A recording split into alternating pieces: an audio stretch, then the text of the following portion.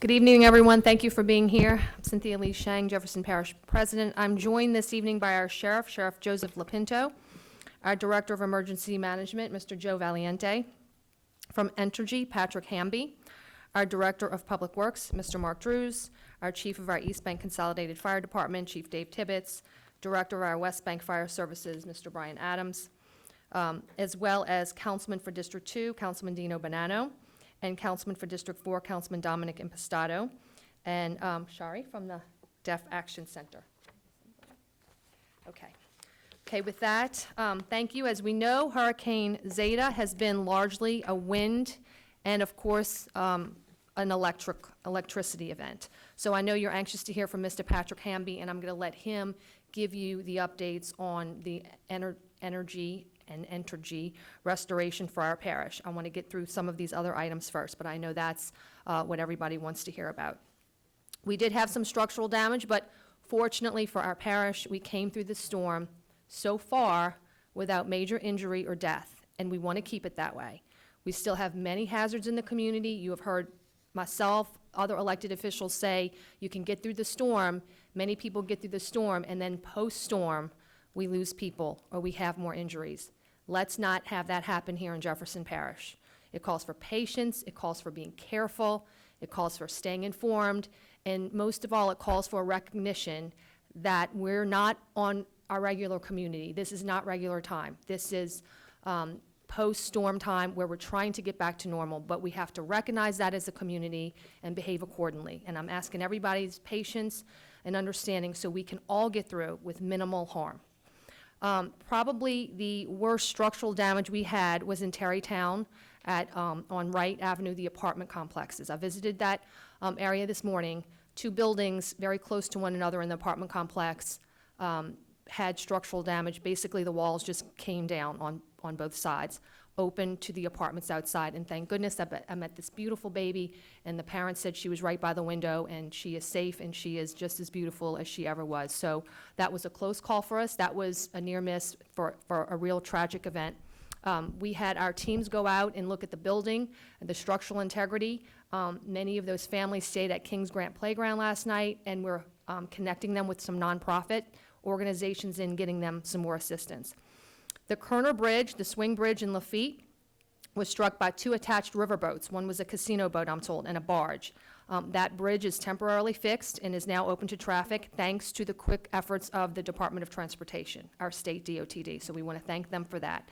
We also coordinated delivery of supplies to the residents of Grand Isle, and a generator had mechanical failure at the fire station, in Lafitte. We coordinated delivery of supplies to Lafitte, and the generator had mechanical failure at the fire station in Lafitte, and we worked on that and got that up to speed. I also want to introduce Councilwoman Jennifer Van Rankin, who just joined us. I was able to go to Grand Isle today, and I want to thank our governor who came here and visited us, along with the mayors and parish presidents from the surrounding area. We were able to give him a briefing of what is happening in our region, and I was able to travel with his group to Grand Isle to see and assess the damage there and look at the levee system. We were able to meet Mayor Carmodell, who was very concerned. Our chairman, Ricky Template, was also in that group, as well as, obviously, it was Governor John Bel Edwards' team. Congressman Garrett Graves was also with us, as well as the FEMA Administrator Director for Region 6, Mr. Tony Robinson, the CPR Chairman, Mr. Chip Klein, DOTD Secretary Sean Wilson, our State Fire Marshal Butch Browning, and our GOSEP Deputy Director Casey Tingle. That was an important visit today because we met with the lead of a lot of agencies who can help us with the resources we need, and the best way to show how vulnerable we are in Grand Isle is for people to see it for themselves. We were able to walk the burrito levee, we were able to see the damage, we were able to fly over the entire island and look at it from the helicopter. So that was a very important meeting, and that's why I went, because we're always in the fight for resources for our areas in Jefferson Parish that are outside the levee protection system. And look, this storm was just shy of a Category 3. I'm hearing that wind gauges showed it was beyond a Category 2. And so you can see that damage happen certainly in certain parts of the parish.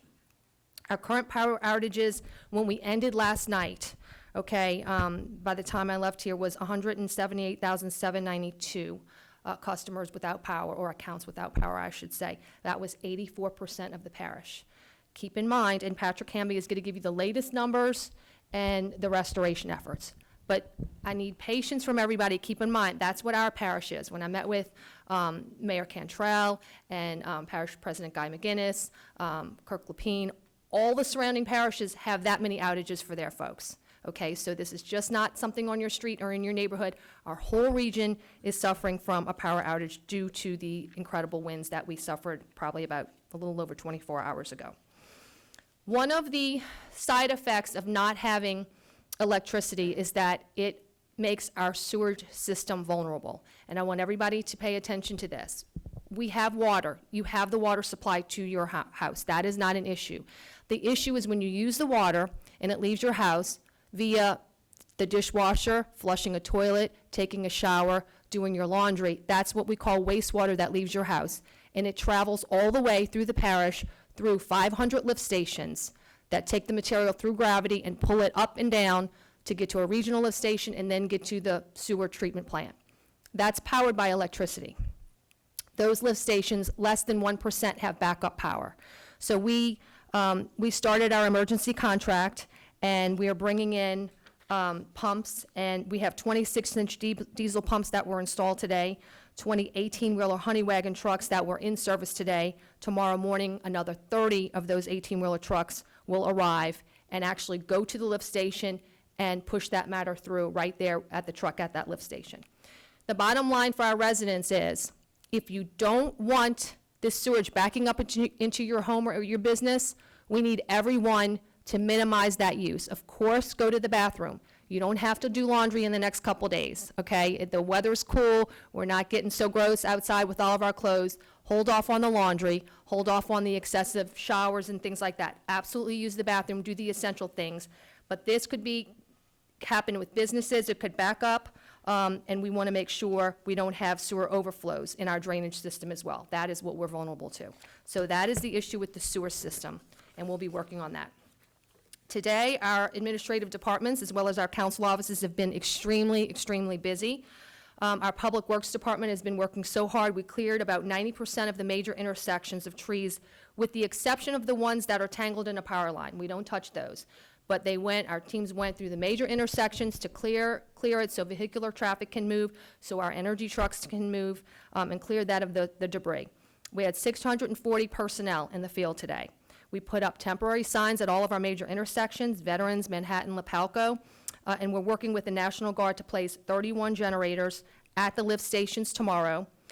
We deployed additional pumps to the lift stations, and our property maintenance and zoning and code enforcement did 1,200 damage assessments of buildings throughout the parish today on residential and commercial buildings.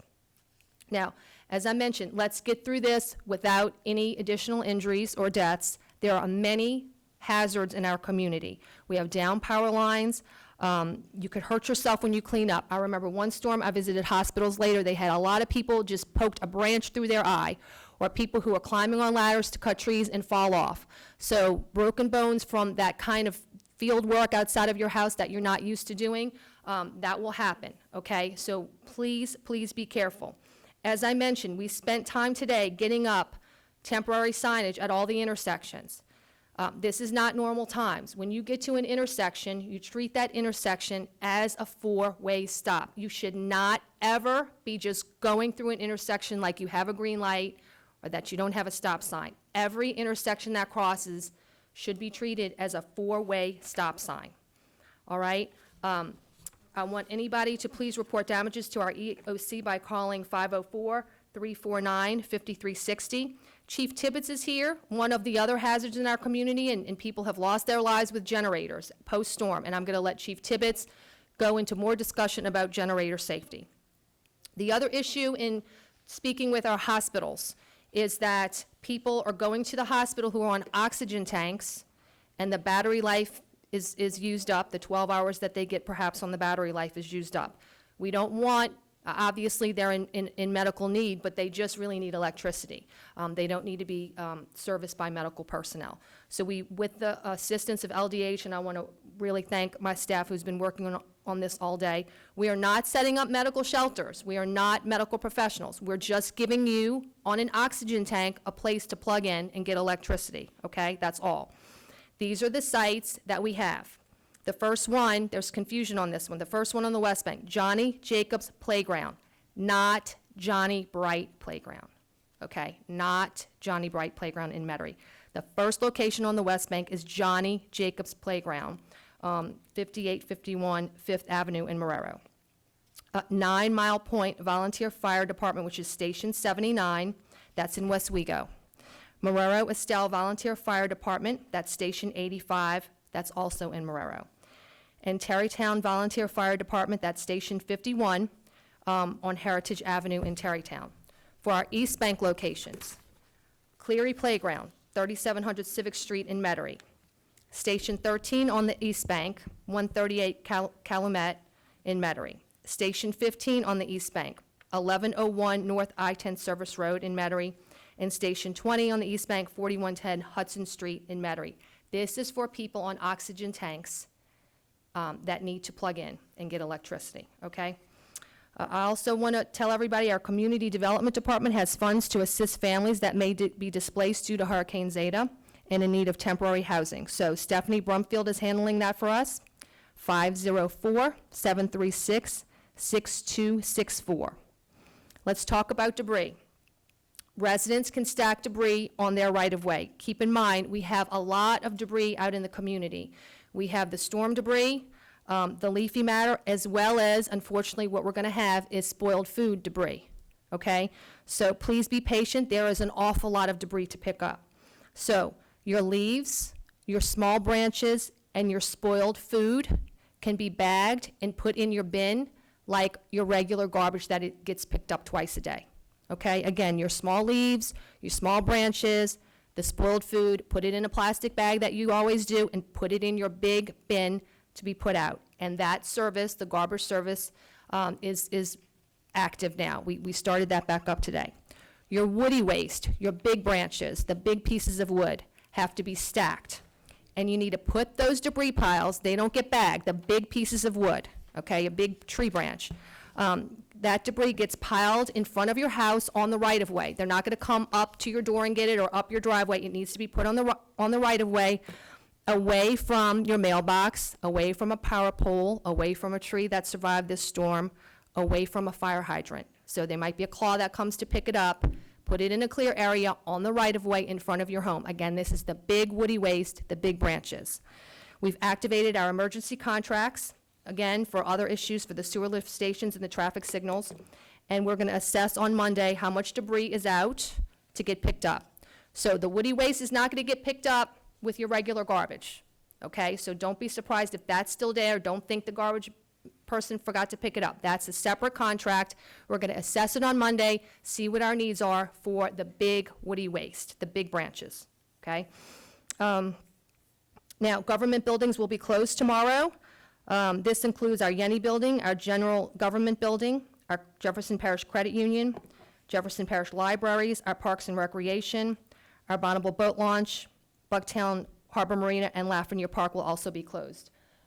Councilman Impastato, I know we have to postpone the trick-or-treat event.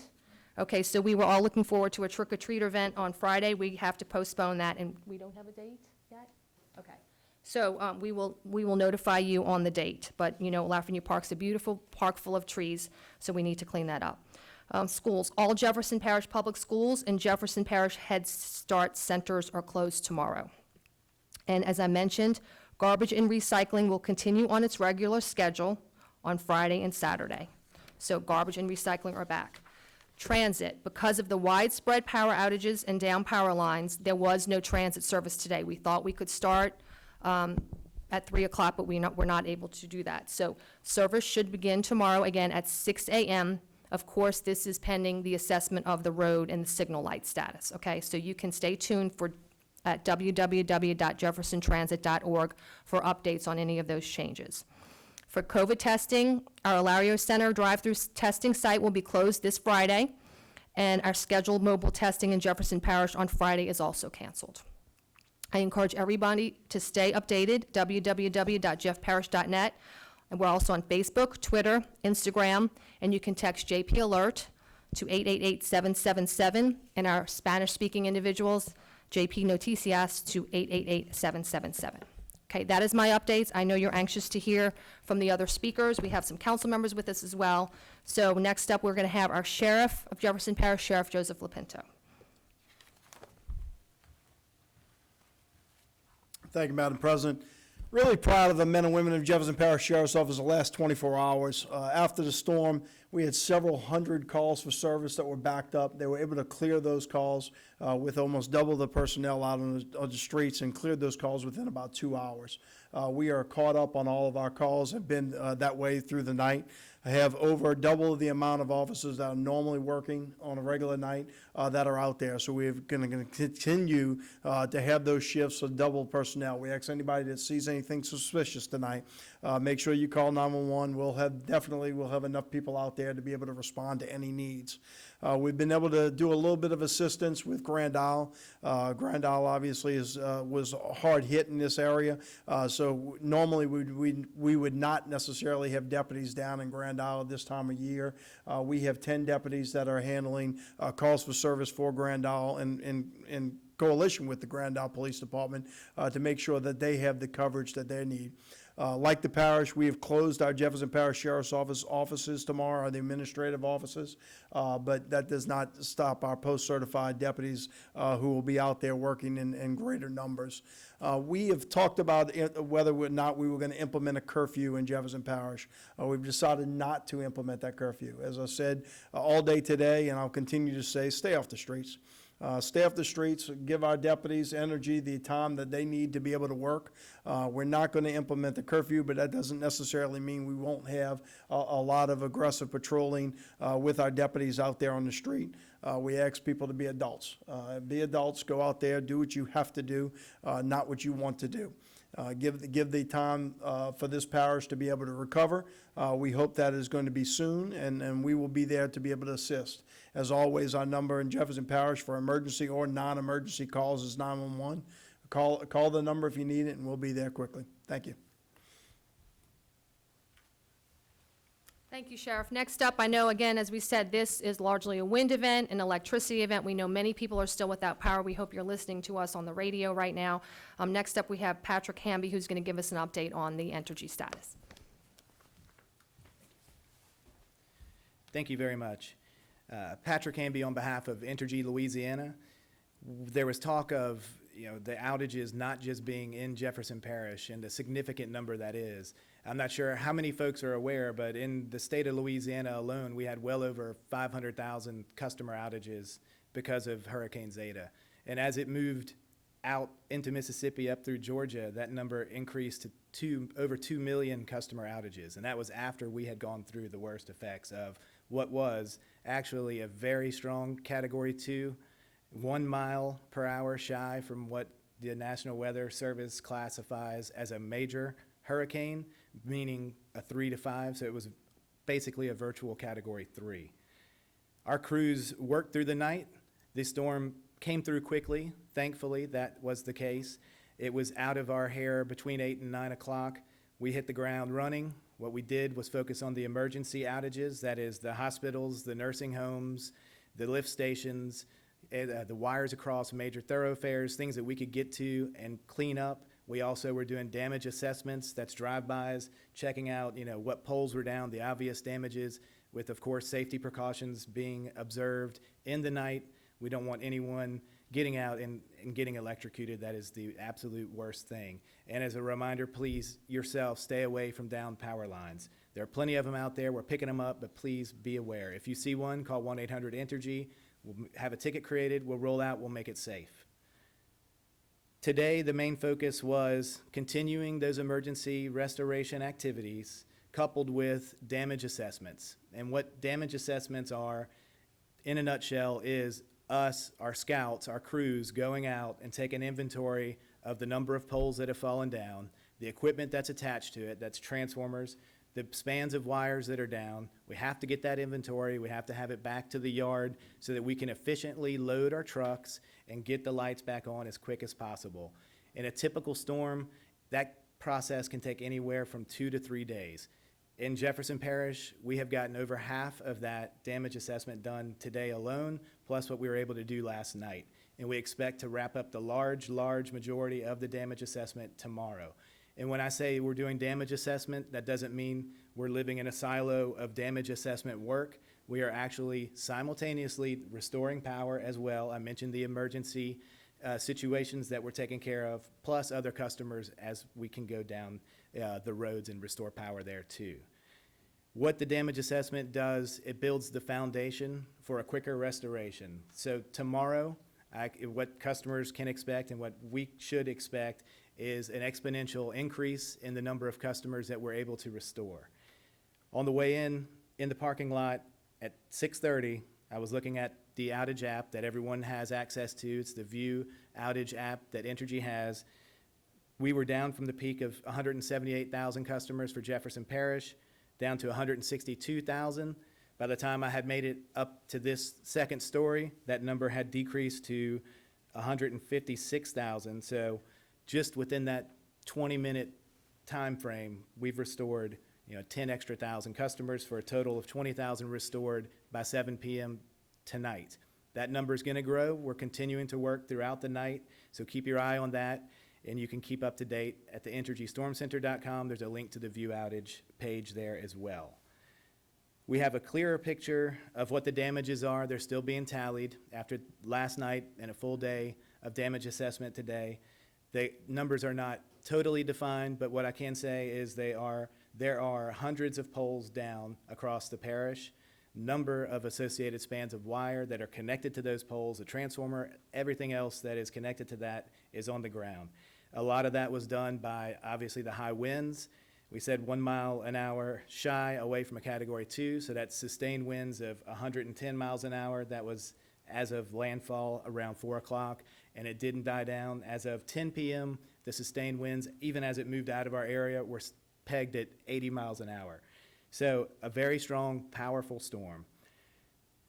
Once we have the clearer picture, which we do have, we've laid that foundation, we're going to be able to tomorrow give more granular information on estimated restoration times by region of the parish, neighborhood communities, different areas like that.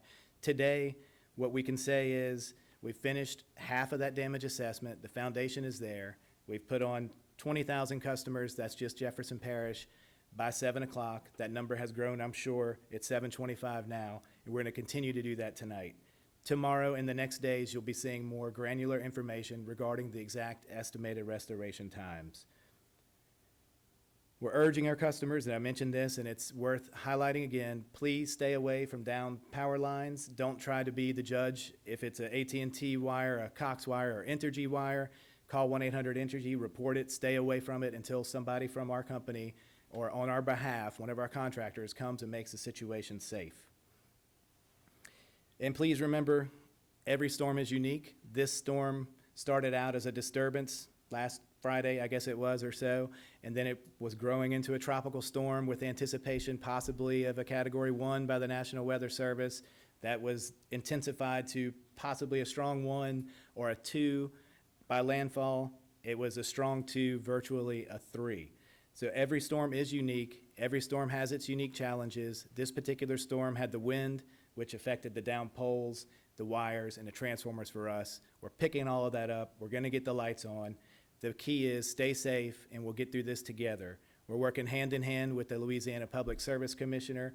Eric Scarmetto has been with us out in the field. We were in Kenner picking up a number of poles on Joe Yenny. At Causeway, we had to temporarily shut down some lanes to get about 10 plus poles on with 20 trucks in that area. In fact, on the ride over here from the East Bank, I got stuck in traffic on River Road, had to turn around because, lo and behold, Entergy crews were there with buckets in the air, diverted around to 4th Street, saw another crew right across the street from where we are tonight in Gretna. Another crew is there. The crews are everywhere. Please make sure you keep your distance from our crews. Give them space, give them time so that they can safely do their work. There still are COVID-19 measures out there too, so please recognize that. That helps us go faster. And as the sheriff said, if you could please stay off the streets, that opens up the streets, the roads for us to get from point A to point B, to get electricity on to you faster. With that being said, I mentioned we laid the foundation today. We're looking forward to an exponential increase in customer restorations tomorrow. And if you have any questions, I'll be happy to entertain them at the end of the meeting. Thank you. Thank you, Patrick. I want to also introduce Councilman Byron Lee, who snuck in before I could see him. So after some other speakers, we're going to let all the council members give you an update, because I know they've been busy driving through their district. So next up, we have our Director of Public Works, Mr. Mark Drews.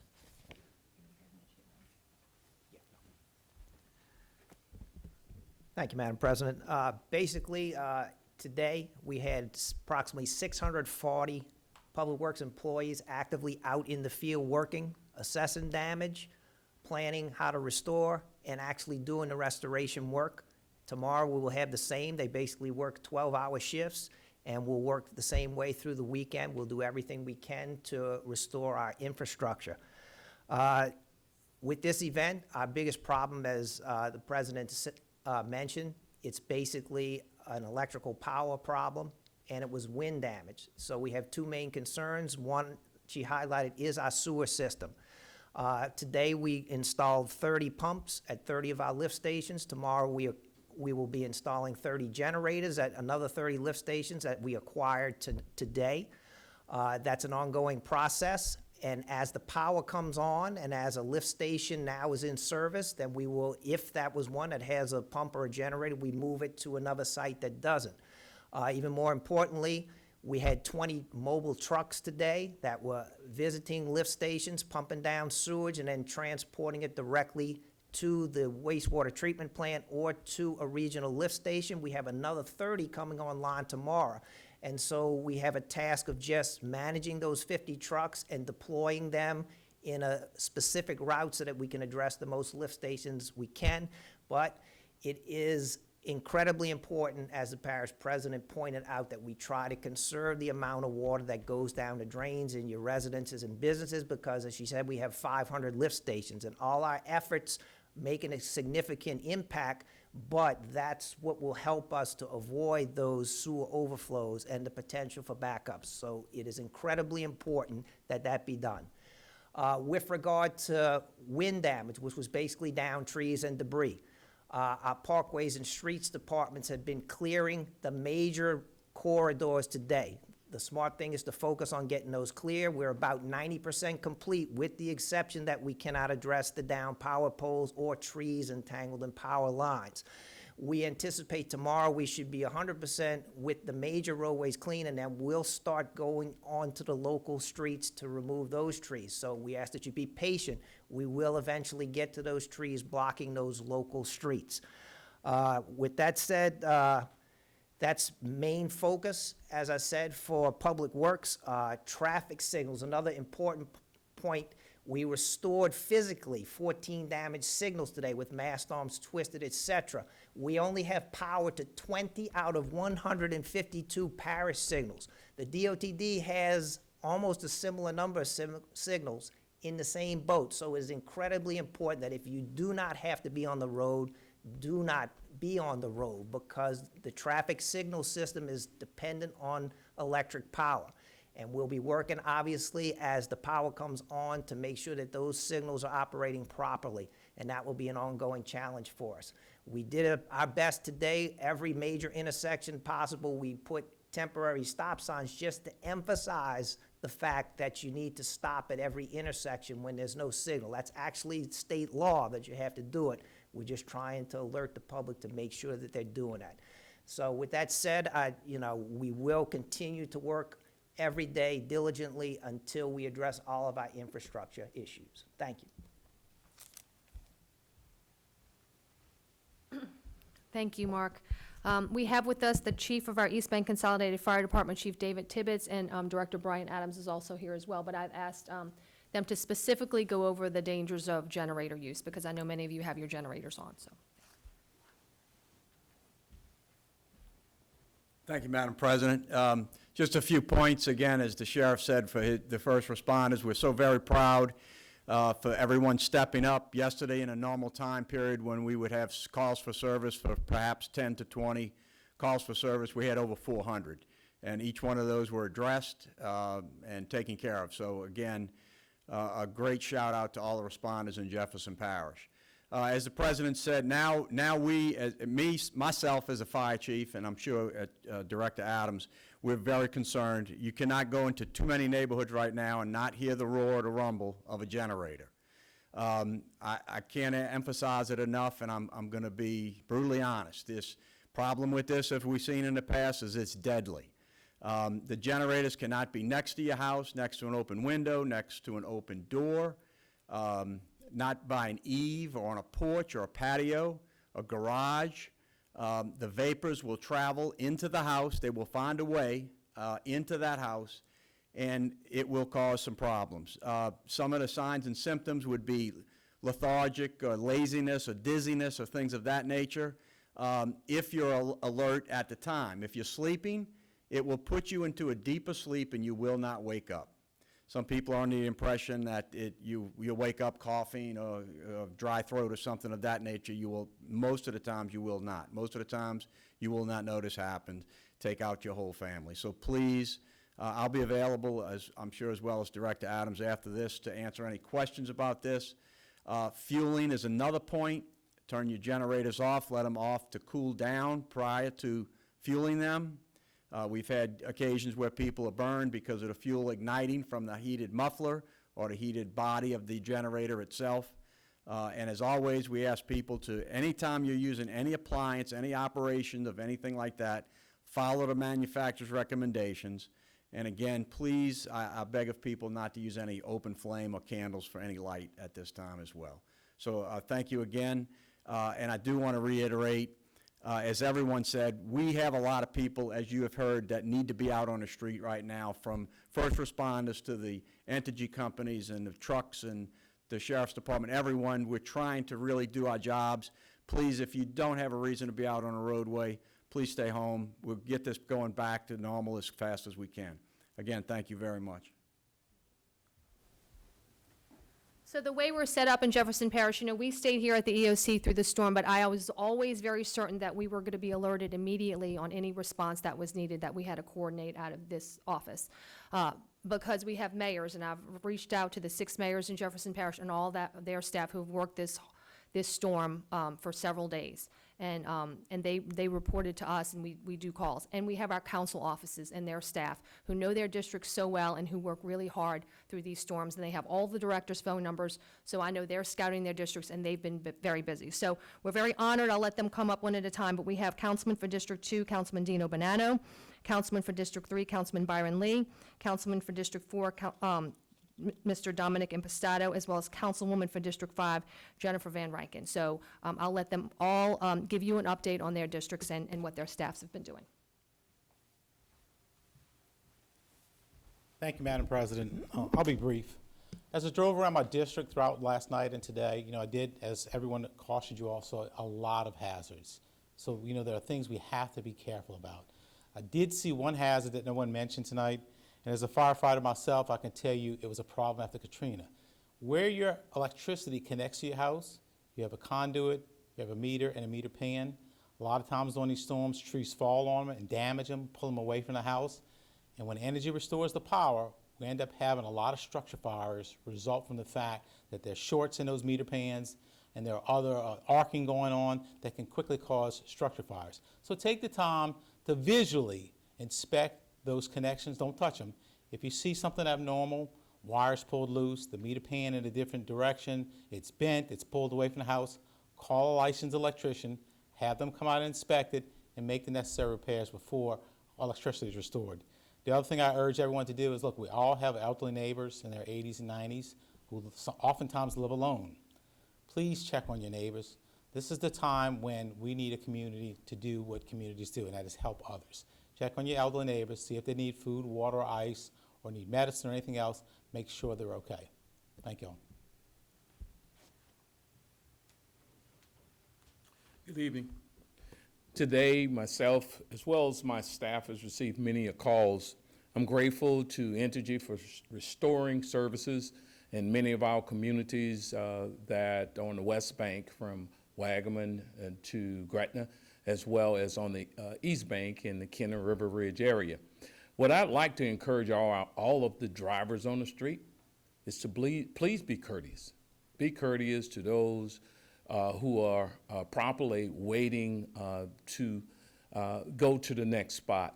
Obviously, we do not have red lights right now, so we have stop signs. Some of you all are driving through the stop signs and are creating a hazard for many others. So we ask you to be courteous and please pay attention, because it's a little difficult right now. Also, I'd like to mention that our trunk or treat that was scheduled at Johnny Jacobs Playground has been canceled, and it will be rescheduled. And last but not least, I'd like to thank Entergy, thank this administration, thank all our council members, because we're working very hard. And we ask for you all to just call us whenever you can. My council number is 364-2603, 364-2603. Thank you.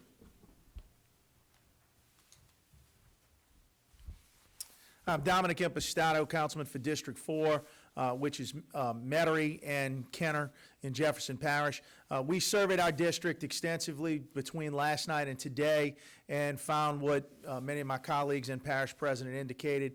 What I can say is, in the 7 years I've been in elected office, this is the most number of snapped poles, lines down, that we've seen certainly in the Metairie and Kenner area in years. And so we're getting tons of calls from neighborhoods asking, when will our power be restored? Just so you know, the process we're following is we contact Public Service Commissioner Eric Skrmetta, who in every instance has immediately gotten with Entergy to get an immediate assessment of that particular neighborhood. What is the infrastructure damage? And then they can assess what it's going to take to get that power back on. We're getting an immediate response, particularly from Public Service Commissioner Skrmetta and Mr. Hanby from Entergy. But we ask for your patience, because depending on the level of damage to the area, the number of poles split, the number of lines down, that creates a unique situation for each different neighborhood. The other thing that I will say is, what we've noticed is there are a number of streets that are impassable because of either trees down or lines down. And we're seeing vehicles still trying to drive through that. If you can find an alternate way to get away from those streets that have tree damage, debris, or certainly energy power lines down or utility lines down, please do your best to avoid it. What we're doing as we survey it is we notify Public Works and we notify Entergy and get them out there as soon as possible to clear that area. I would say 90% in District 4 is clear, especially because of the work not only of our Public Works Department here in Jefferson Parish, but the City of Kenner, Mayor Zahn and his administration, which have done a good job clearing the streets in the City of Kenner as best as possible. But please be patient with that, and as my colleagues have said, as we're on the street, drive a different way than what you're used to. It's a very unique situation because there are no traffic signals at the present time, so we have to be a little bit different and a bit more cautious. But thank you. If you need anything, please reach out to our office. Any questions you have, my cell number, 343-7327. Like us on Facebook, and that goes for all of the council members and the parish president. We all have Facebook pages. The parish has a Facebook page. Reach out to it, send a message, get your updates there. That's certainly the best way to do it under the circumstances. Thank you. I'm Councilwoman Jennifer Van Branken. Like Dominic, I represent Metairie, Bucktown, Fat City, all the way from the lake to airline, the parish line to transcontinental. I'm going to reiterate because it is so dangerous. We were surveying the Metairie area tonight.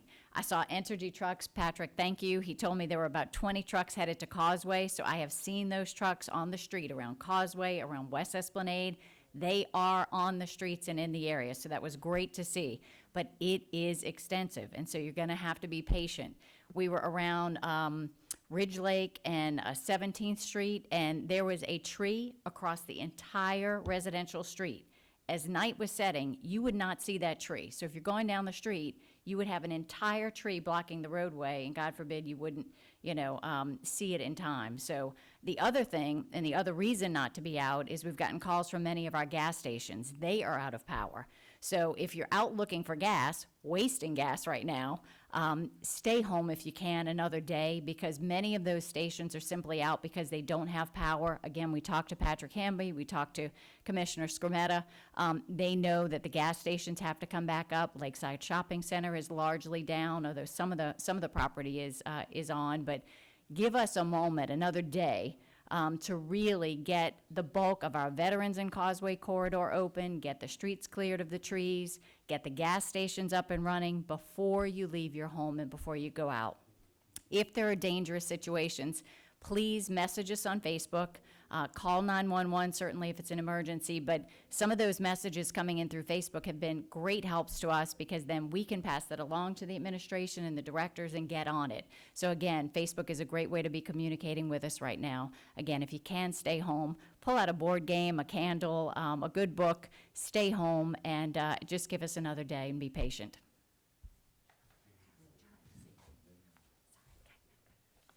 Okay, all right, thank you. That's all the speakers have been up to the podium. Do we have any questions? Yes. So just got an email in the newsroom about Metairie Manor. I know you mentioned the, elderly folks on oxygen and places they can go to get electricity, but what if they can't drive, is family concerned about their elderly folks at Metairie Manor? They can't drive, they're all on oxygen. What's the status, I guess, on restoring power to nursing homes and places like that? And then what's your suggestion for them if they can't drive?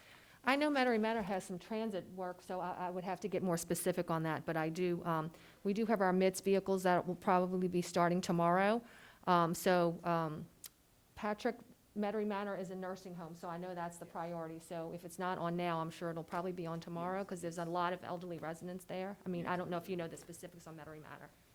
That has been reported to us, and it's on our radar, and it is on the priority list. As I mentioned, said that is being worked, and I'm going to follow up on that actually right after we get out of this press conference. And thank you for letting me know. Thank you. One more question, President Sheng. The sewage issue, was there an issue, or this is just precautionary? This is precautions. There was no issue yet. I don't think we've had any backups yet, but, people don't think about it. You flush your toilet, you take a shower, you really don't ever think about it. But our sewer system is powered by electricity. So, once you have a backup, it's so much, it's a mess, and then we have to sanitize it. You don't want to back up on your street, you don't want to back up in your business. And with this electrical event, that is something that we have to be very careful of, okay? And again, I know everybody is out of electricity. We want to reiterate, we didn't have power to our water plant. We didn't have power to some hospitals today. The nursing homes. These are the priorities that we have as a community, and that we should have as a community. So I know you yourself, are not used to not having electricity or Wi-Fi or cable, but we as a community all need to know that there are priorities. The fire stations, the sheriff's office, the hospitals, the nursing homes. All of our critical infrastructure needs come first in a community, and that's what we were spending the day on today. I know I got a lot of text messages, but really it's not for individual residents today, but today was about the structure of our community and the safety of our community. And then just one more question regarding those minor injuries at the hospitals. These are people got like broken bones or branches going into the eye. Do you know how many in minor injuries? And can you elaborate on some of the injuries so that maybe we can inform people to be safe? Like maybe they wear goggles or protect themselves when they're out cleaning debris. Exactly. So when I said that, it wasn't about this storm, but I worked another storm, I don't remember it was, years ago, and we visited hospitals, and what they said was it's people that are clean. It was a wind event storm. Everybody's got debris in their yard, and it's people who don't normally climb ladders, or don't normally use this heavy equipment, and lacerations on the leg, or pokes in the eye, or broken arms, or broken legs from cleaning up around their house. And this is, again, one of those storms where it's a wind event, everything's messy, people aren't gonna wait for their landscaper to come, they're gonna do it themselves, and we're just saying, be cautious. And I'm sure if I call the hospital today or tomorrow, they're gonna say, yeah, we had a lot of those people there. This is just the nature of this kind of storm. A wet event, flooded streets, that's not what this storm brings, a different set of problems, but that's not what this storm was. And thank goodness for that. We did not really have flooded streets or a drainage issue, so. So specifically